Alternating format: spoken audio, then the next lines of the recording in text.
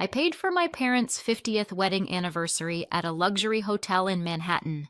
I wired the deposit, paid for the band, the flowers, the open bar, even a custom cake. I bought them a Swiss watch set that cost more than some people's cars. In return, my mother pointed at me and told security, "Get this beggar out of here!" So I showed them what their beggar was really worth. I walked into the lobby of the plaza in a $4,000 dress and felt like I'd accidentally stolen someone else's life. The dress? A pale, sleek thing from a designer who usually dresses women who brunch on the Upper East Side, fit perfectly. My hair, fresh from a salon in Soho, still held that expensive wave. Only the mascara betrayed me, carving black rivers down cheeks I'd tried to contour into effortlessly happy. In my hands, I was still clutching a velvet box, a pair of Swiss watches worth about $6,000, a small gift for 50 years of marriage. "Ma'am, I'm so sorry." The security guy took me lightly by the elbow. That polished, trained gentleness expensive places require. "Your name was removed from the guest list last night. I'm afraid I can't let you in." Removed. He said it like we were talking about a typo, not a daughter. "Removed by whom?" "Your parents asked us to update the list," the manager added, eyes soft with professional pity. "Again, we're very sorry. Please." Behind the glass doors, I could see everything. My mom, in a gold dress, hugging my younger brother Mike. My dad, lifting a champagne flute. My younger sister Erica, laughing loudly, holding court with her friends. A family celebration. My family. Just without me. I took a breath that felt like it hit concrete halfway down. "Let me talk to my mother," I said. They hesitated, but someone opened the door to the ballroom a crack. My mom didn't even step into the hall. She spoke from inside, like I was a delivery she hadn't ordered. "We thought you wouldn't come, Megan," she said, sounding inconvenienced. "This is a family event. It's really just for close family." Family. Without me. I held out the velvet box. "For you and Dad," I managed. She didn't take it. Instead, she turned to the nearest waiter. "Please take this away. Get it out of here." Then she waved toward me with that same dismissive flick she used on telemarketers. "Actually, get her out. Get this beggar out of here." The word hit harder than the cold wind waiting outside. Beggar. After I had wired over $7,000 for the banquet deposit. After 10 years of paying their bills, covering Mike's business ideas, funding Erica's girls' trips and emergency credit cards. I was the beggar. The doors closed. The elevator down to the lobby crawled, giving me way too much time to stare at myself in mirrored walls. Woman in a designer dress, mascara smeared, fingers shaking around a box no one wanted. On a monitor in the corner, they were streaming the live feed from the ballroom for the staff. I watched my mother hugging Mike, Dad giving some heartfelt toast, Erica laughing with a glass in her hand. Family celebration. Without me. Couples glided past me in the lobby, giving me those quick, curious looks people give car accidents they're not sure they're allowed to stare at. The doorman held the door open. February wind off the Hudson slapped me in the face, sharp and wet. "To downtown?" I croaked to the cab driver as I slid into the back seat. He glanced at me in the rearview mirror, at the ruined makeup, the expensive dress, and didn't ask a single question. He'd seen this before. Women in good shoes leaving someone else's happiness. New York blurred past in streaks of light. I hugged the watch box like it was the last thing anchoring me to reality. I was 34, a successful investment analyst, owner of my own consulting agency. Clients from the Upper East Side and the Hamptons trusted me with millions, and to my own parents, I was a beggar. In my head, their words looped like a scratched record. "I'm not your daughter. You're always on your own, Megan. We have our own."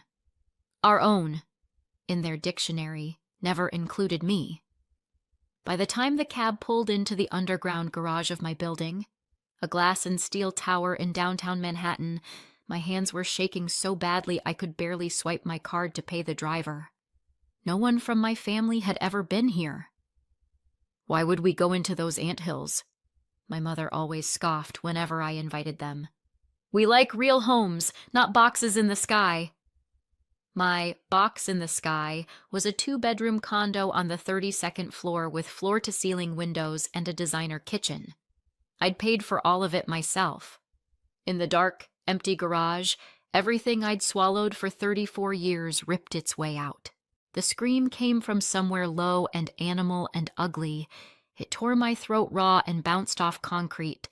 Years of swallowed comments and, "We didn't mean it like that," and, "You know your brother needs more help than you do." My phone vibrated. "Hey!" Stacy's voice beamed from the speaker. "How's the golden couple? Are you dancing already? Send me a pic of that dress. I want to hate you properly." I swallowed metal. "They threw me out," I said. The words scraped. "I'm not their daughter." Silence. No crackle. No joke. "Where are you?" "Garage. In my car." "Stay there. Don't drive." "I'm coming." 20 minutes later, she was banging on the window of my car. She didn't say anything, just opened the door and wrapped her arms around me like she was physically holding me together. Upstairs, in my overly tidy living room, I collapsed on the couch and poured it all out. The ballroom, the guest list, the manager, the word beggar, my mom talking to me through a crack in the door like I was the wrong delivery. Stacy reheated takeout pilaf, poured red wine, unzipped the back of my dress. $4,000 sliding to the floor in a puddle of fabric. "This isn't just toxic," she said finally. "This is psychological abuse. You know that, right? You're not being dramatic. You're a victim." Victim. I'd never used that word about myself. I was the strong one, the responsible one, the one who could handle it. "I'm not a victim," I muttered. "I run portfolios. I fix things." "Yeah," she nodded. "You fix everyone's mess but your own." Something clicked in my brain. "I have a spreadsheet," I blurted. "An actual one. I've always tracked the money, just in case." I dragged my laptop across the coffee table, still in my slip, and opened a file named, very creatively, family_expenses.xlsx. It opened instantly. Rows and rows and rows. Dates, transfers, purchases, payments. 10 years of just this once, and we'll pay you back. And you understand, you're good with money. At the bottom, in the total cell, a number glowed. 15,347,000. As a raw number, it had always felt abstract. When I translated it into real money in my head, it landed around $200,000. $200,000. My chest tightened. That was a decent condo in New York. That was a comfortable retirement. That was a business from scratch. A boat. A year of travel around the world. That was an entire life I had handed to people who had just called me a beggar. I scrolled through the rows. Erica's tutors for her kids, month after month, about $1,600 each time. New bedroom furniture for my parents, $5,000. Mike's barber shop, roughly $36,000. My parents' spa retreat in Palm Springs, about $11,000. Full renovation of my parents' apartment, over $40,000. Every line was a slice of my time. Every figure was a trip I didn't take, a dream I postponed for later. I fed them, dressed them, entertained them, patched their holes, rescued their bad decisions. In return, I got, "Get this beggar out of here." My family had been slowly eating my life through endless small requests, and I'd let them because I thought that was what love looked like. Spoiler, it's not. Love, I realized, was Erica's crooked kindergarten drawing of a house with a sun that hung over my parents' couch for 30 years. Love was Mike setting the garage on fire at 14, and everyone laughing, "Boys will be boys." Love was having a permanent seat at the table, no questions asked. For me, love was, "You're strong. You'll manage." I was the ATM, always stocked, always available. About $200,000 over 10 years. Not a cent of actual affection. I don't remember falling asleep. I just remember Stacy's voice, the glow of the laptop, and that number at the bottom of the spreadsheet, burning holes in my retinas. 15,347,000. 200,000. Price of admission to a family that still saw me as an outsider. To understand how I got there. $200,000 deep into funding people who could throw me out of a party I paid for. You have to back up. Way back. I don't remember the first time I realized I was the extra child. Probably around the time I started bringing home certificates. At 9, I won first place in a district math competition. I came home with a printed certificate and the kind of grin you only get when numbers finally obey you. My dad glanced up from the TV just long enough to say, "Sit with Mike. He needs to memorize his multiplication table." He didn't even read what the award was for. Mike's crooked crayon house with a sun, though? That drawing hung above the couch for years. When I graduated from NYU's business school with honors, in the cap and gown and all that, there's a photo of me on the stage, smiling into a crowd that isn't mine. My parents didn't come. "Mike has finals," Mom said. "He's stressed." Translation: his exam anxiety outranked my entire degree. At 14, Mike burned down half the garage trying to fix something with gasoline and a lighter. Mom giggled. "Well, boys are like that, full of ideas." At 15, I was tutoring other kids in algebra so I could buy myself winter boots that didn't leak. Middle child. Invisible child. The one who would figure it out. And I did. I worked 14-hour days in a venture fund. Startups, pitch decks, endless meetings. At 30, I launched my own consulting agency. Clients trusted me with their portfolios, their retirement, their kids' college funds. By 32, I had the downtown condo, the savings, the successful woman LinkedIn profile. That's when the calls started. "Can you help with the utilities? They messed up Dad's pension again." "We're short this month, Megan, just until the check comes. You know how Social Security is." "Megan, I've got this idea. Self-service car wash. You understand business. You get it." Mike's car wash lasted exactly 3 months. Then came the barber shop. Then an online marketplace importing cheap junk from China. "You're doing great, Meg," Mom would sigh into the phone. "You've got that fancy job and your nice apartment. Your brother is trying. Send something. You know how it is." Erica's style was different. "Hey, sis. The girls and I are flying to Mexico. It's this amazing all-inclusive. We're just short a little. You're good with money. Can you help?" She didn't even bother with please. I helped. Always. Because family. Because they have no one but you. Because you'll understand when you're older. Then there were the vacations I wasn't invited to. On Memorial Day, the whole extended family went to a beach house in Florida. I found out from Erica's Instagram story, sunburned noses, cheap wine, everyone laughing on a deck. "Oh, Megan," she said when I called once. "You're always working. We didn't want to bother you." Right. The first time my mom's voice softened toward me in years was about 6 months before the golden anniversary. "Sweetheart," she cooed on the phone, "your dad and I have our 50th coming up. We've always dreamed of celebrating in a beautiful hotel in Manhattan, somewhere like the Plaza. You know we could never afford that." She let the sentence hang.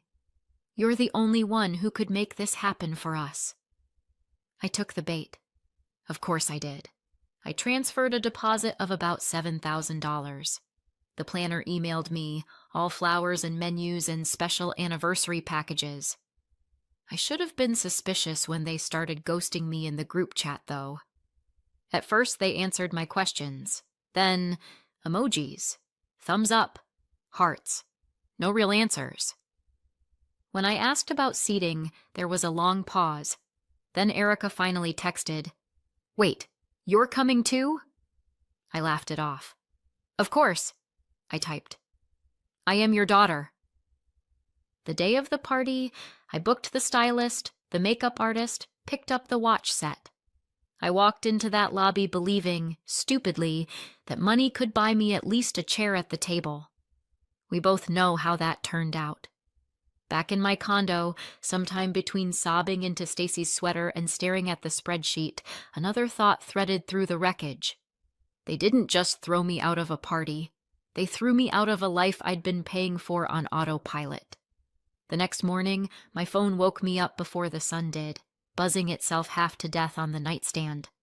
Stacy was snoring on the couch under a blanket. I slipped out of bed like I was sneaking past a sleeping dragon and padded into the kitchen. I made coffee and finally looked at my screen. The Chase app helpfully displayed my recent transactions from the card my whole family had access to. I'd opened that shared account years ago, just in case of emergencies. I'd forgotten it even existed. The card lived in my wallet, but everyone else had the number saved. Overnight charges glowed on the screen. Extra charges for the banquet, about $4,000. Skyline Lounge, a trendy rooftop bar where the after party had clearly migrated, roughly $2,000.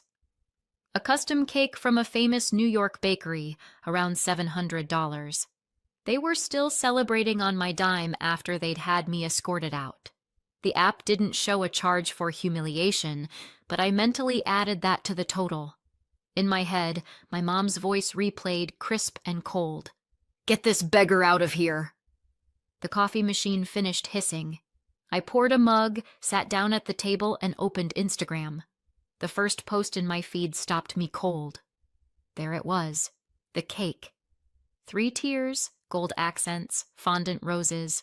My mother, smiling beside my dad, his arm around her shoulders.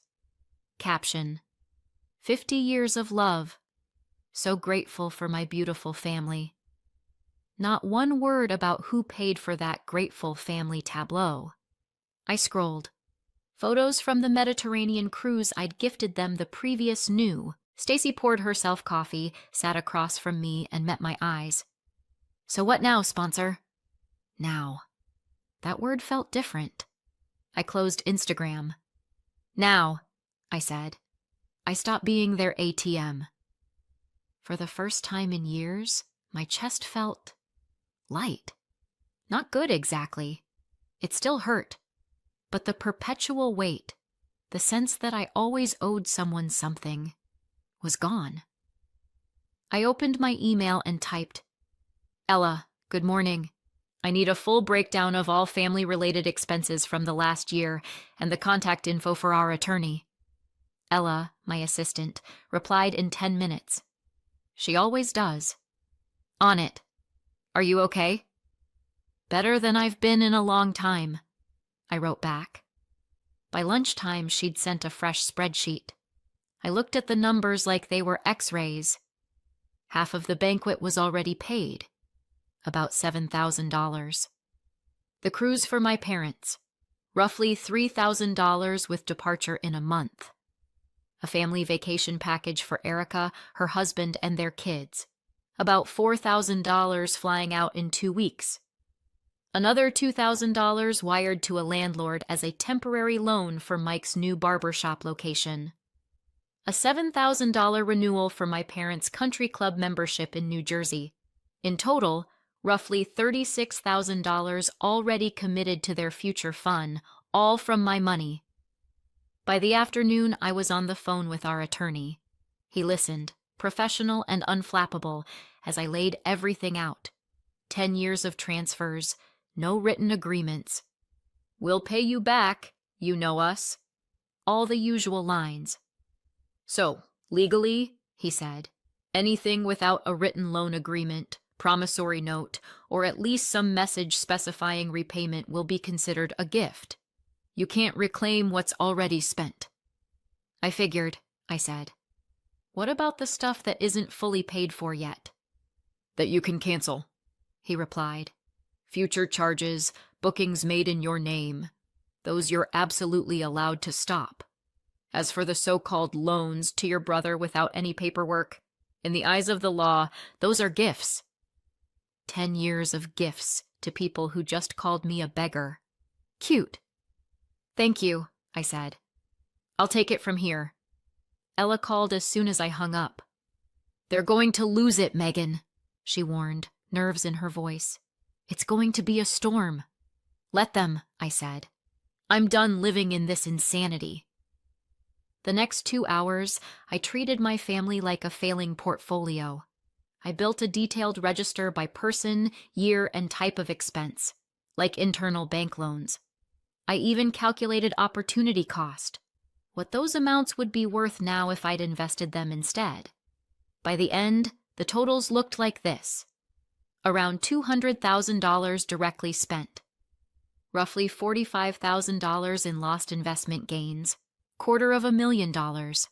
Price of my family.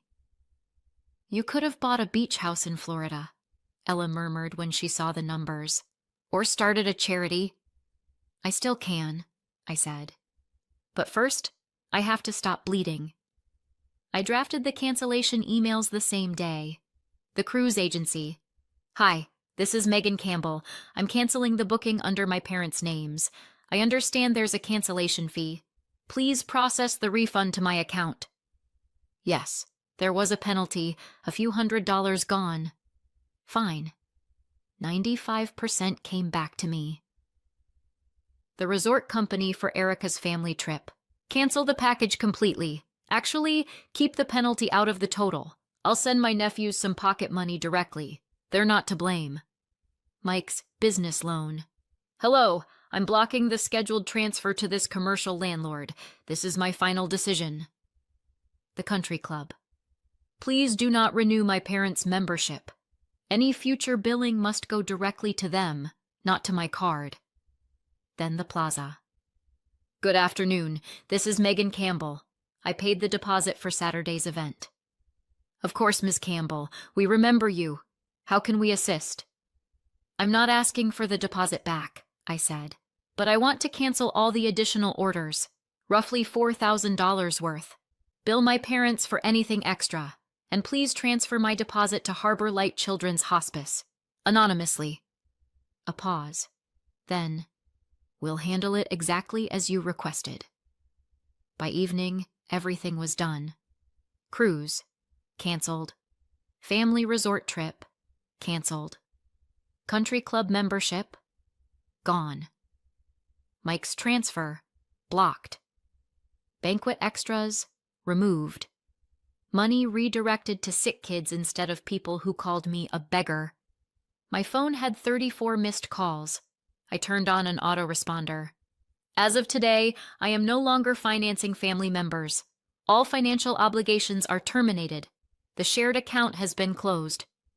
Then I blocked their numbers. For a week, the silence was oxygen. One night, Stacy came over with a bottle of wine. We sat by the floor-to-ceiling windows looking out over Manhattan's skyline. How are you? She asked. Free, I said. And yeah, it hurts, but I was never their daughter. I was their bank. She raised her glass. Then here's to your Independence Day. The phone started screaming again that night. I muted everything, but the screen kept lighting up, buzzing its outrage onto the nightstand. In the morning, I scrolled through the messages. Mike. You killed my business, you bee! Erica. The kids are crying. They were dreaming about the ocean. How could you do this to them? My father. You're a traitor. After everything we've done for you.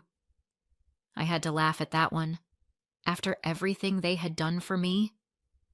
At 7 a.m., someone leaned on the buzzer like the building was on fire. On the video screen by my door, my whole family stood huddled together. My mother, father, Erica with her kids, and Mike. In a building with 24/7 security, this kind of crowd was unusual. The concierge had already called up, confused. I told him to let them come up.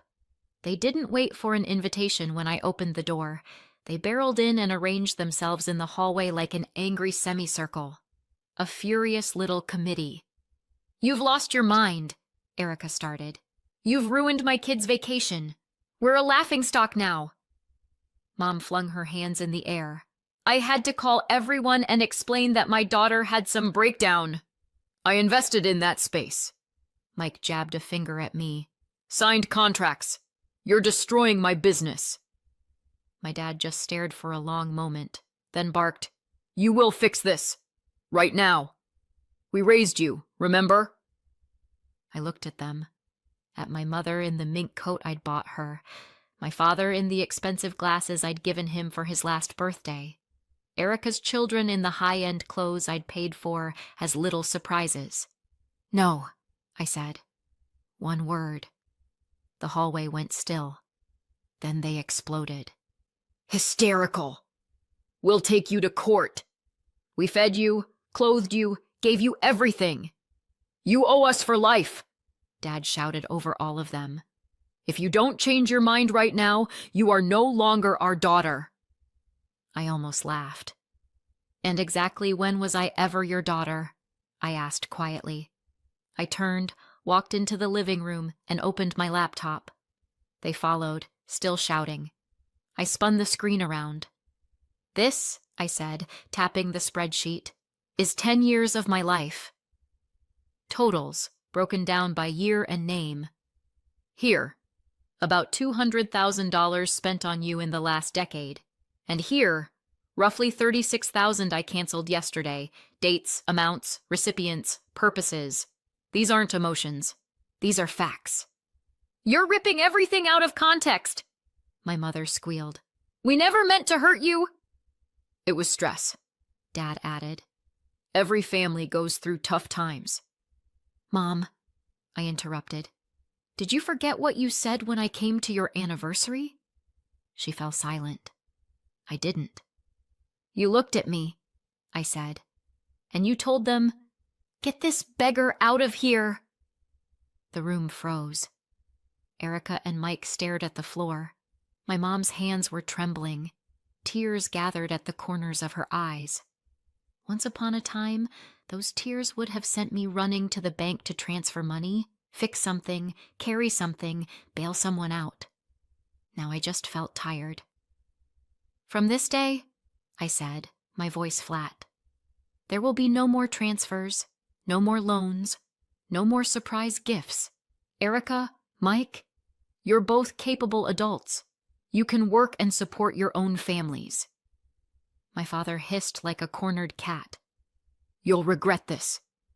"No," I replied. "For the first time in my life, I have self-respect. That's worth more than your 'you'll regret it.'" My mother clutched her chest, going for drama. "You're abandoning your family, acting like you're better than us."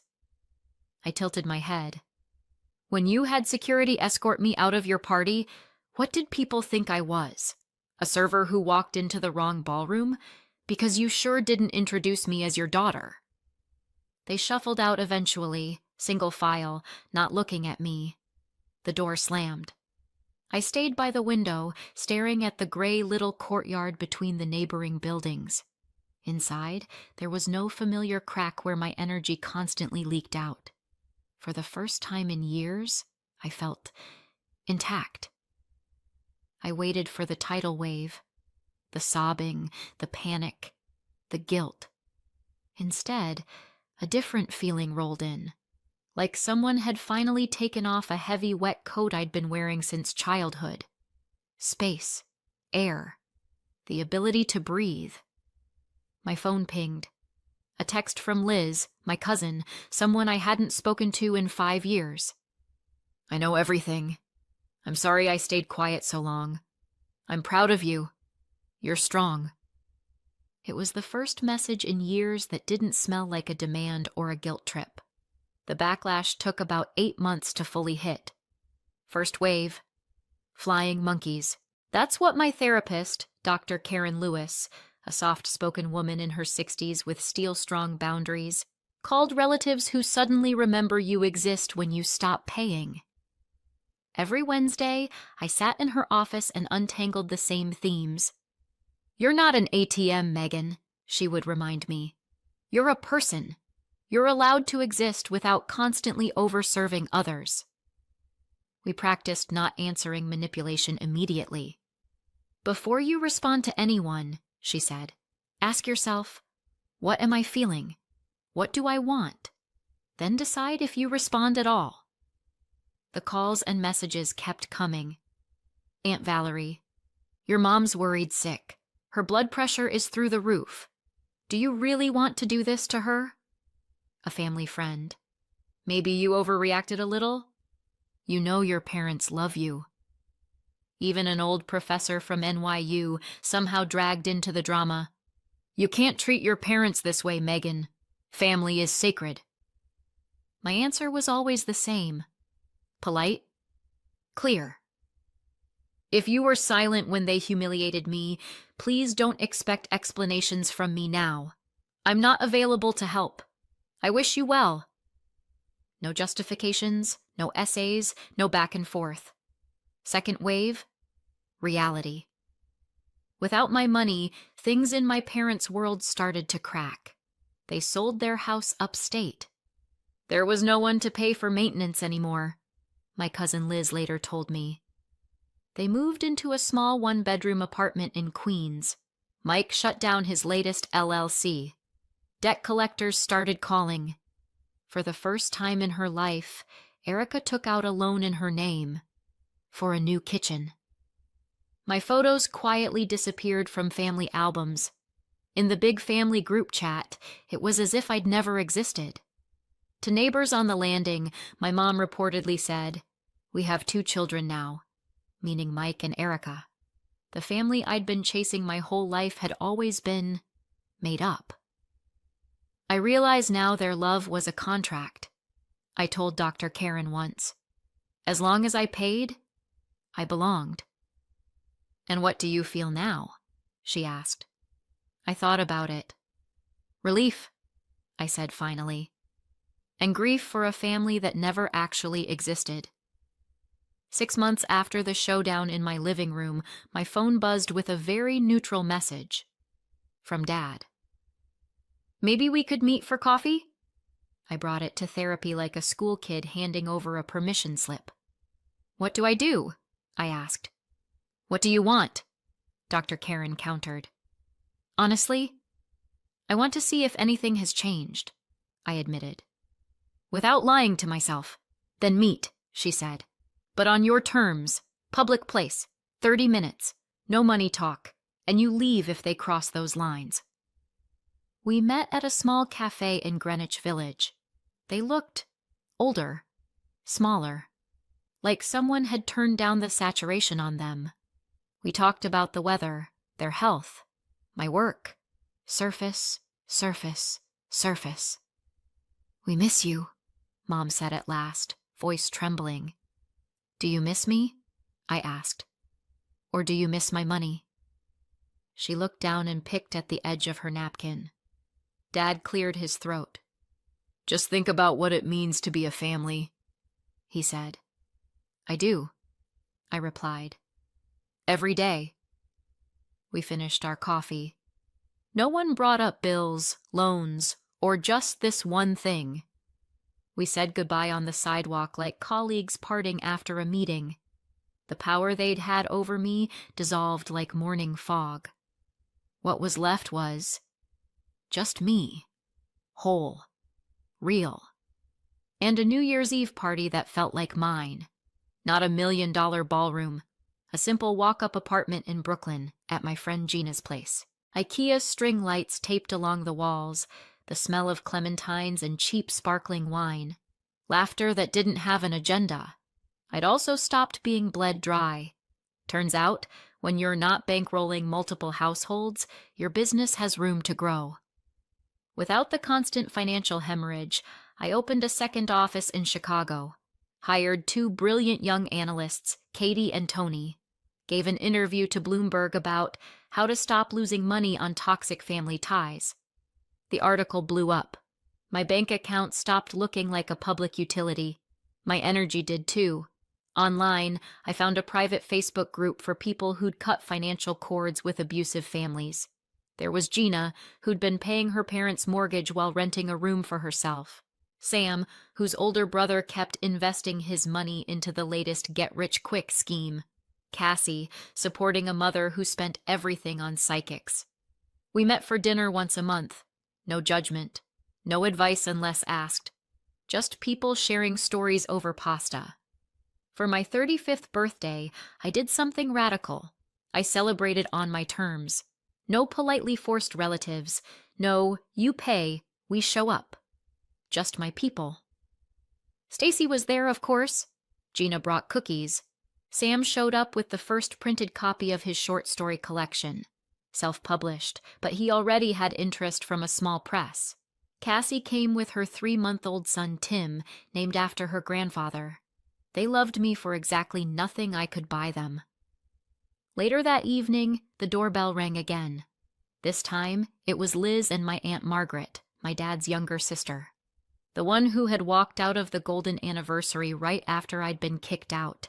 No scene, no words, just grabbed her coat and left. Aunt Margaret handed me an old envelope.